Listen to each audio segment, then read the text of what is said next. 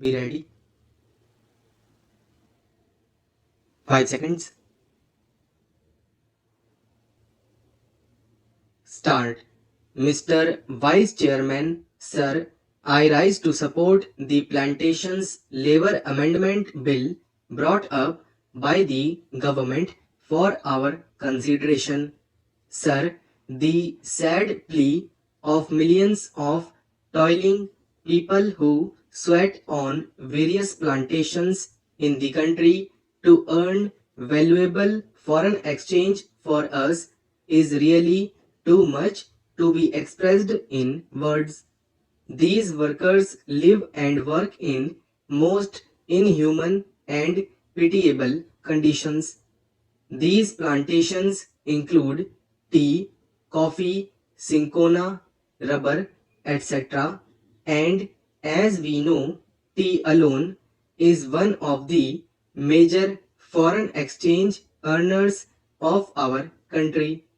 But, sir, it is indeed most regrettable that, notwithstanding a lapse of 62 years since our independence, these workers who earn crores and crores of rupees by way of foreign exchange have to live in most miserable conditions.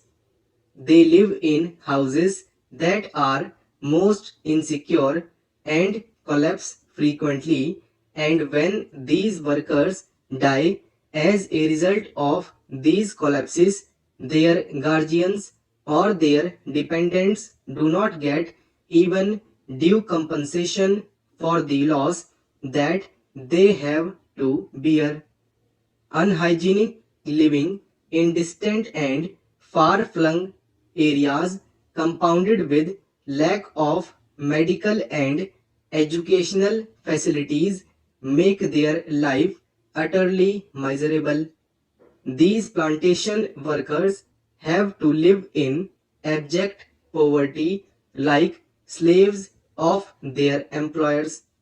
And as we know, most of these plantations are still foreign owned establishments, last vestiges of the colonial rule, the British rule, and as I said, it is a matter of deep regret for all of us that despite enacting an act, the Plantations Labor Act 2001, we have not yet been able to effect any improvement in their conditions.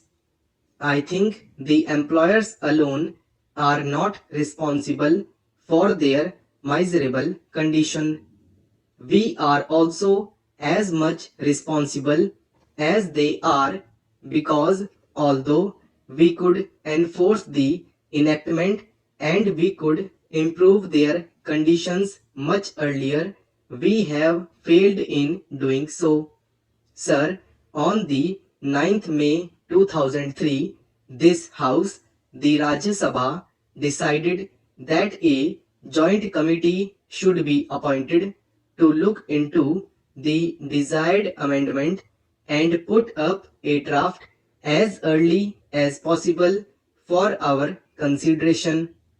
On the 26th May 2003, the Lok Sabha also adopted our resolution, our motion, with the result that a 45-member committee, in which 15 representatives were from the Rajya Sabha and 30 from the Lok Sabha, was appointed to look into the matter.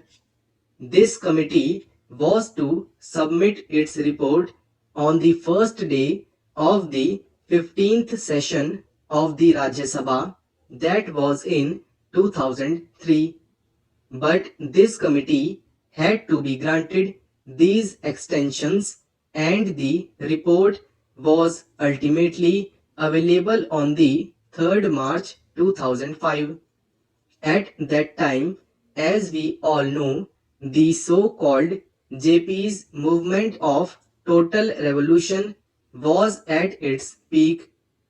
Within 2 or 3 months, the national emergency had to be declared, and during the emergency priorities had changed, and we could not just effect this desired improvement at that time, and we could not bring about this legislation.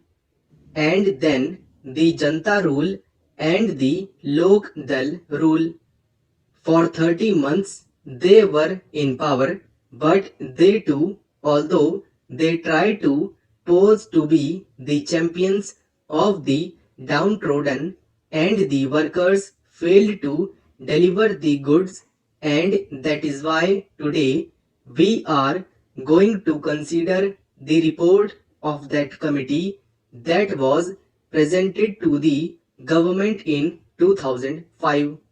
Therefore, we are also equally responsible for not ameliorating their conditions and their plea.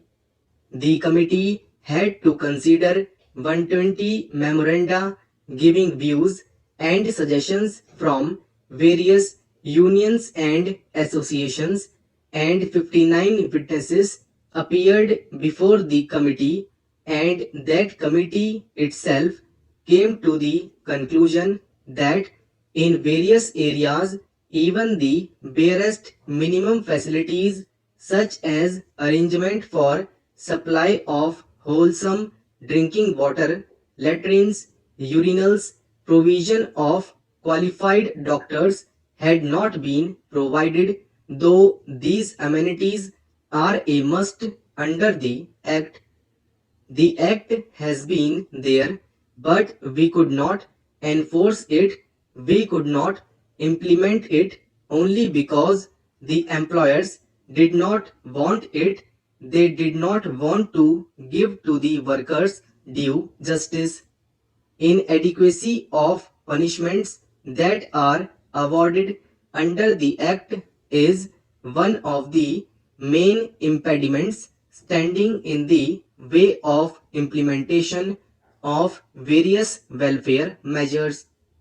Courts generally take a lenient view of the offences under the Act, and they let off the employers who are offenders with lighter punishment, which generally amounts to a fine of rupees 100. So the committee suggested amendment to section 36 of the Act. An employer is required to provide these workers living accommodation, but generally, in spite of the fact that the government gives loans and subsidies to the employers for construction of houses, progress in regard to these constructions is very poor. As I said earlier, very unhygienic and insecure houses are there where these people have to live. Even compensation to the workers in the event of house collapse is not given.